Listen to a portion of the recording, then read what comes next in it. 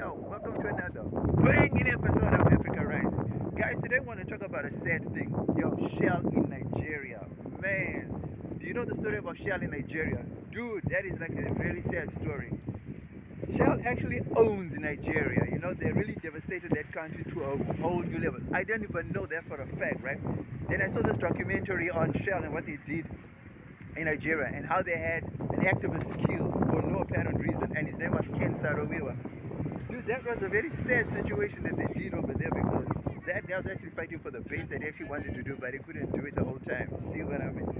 But having said that, Shell needs to be reined in because you cannot be running countries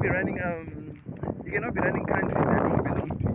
You know, yes, you understand it's a foreign company and they bring in billions of money to the economy, but at the same time, it doesn't make sense that these companies are running the country's economies on behalf of the countries. You know what I mean? It doesn't make sense at all because at the end of the day, they dictating what should be happening, and normally it's not in the best interest for us. Do you understand what I'm saying? So the story of Shell is a very bad one because they polluted the waters, they kill the people's livelihoods, they corrupted politicians, all because of billions of dollars that they wanted for themselves.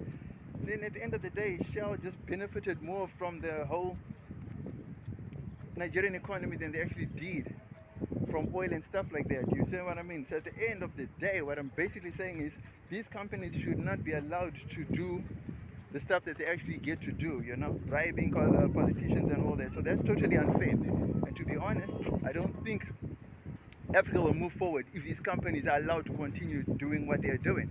And Shell is a big example of that, you know. If you look at the water systems in the Delta region, man, I'm telling you, it's just oil. What used to be water is now just oil spillages and oil spillages. And they're saying it will take something like 10 to 20 years to actually fix that. So I don't think that is a viable option for Africa to have companies that just do whatever they want to do. You understand what I mean? So speak to that. Holla. Jesus.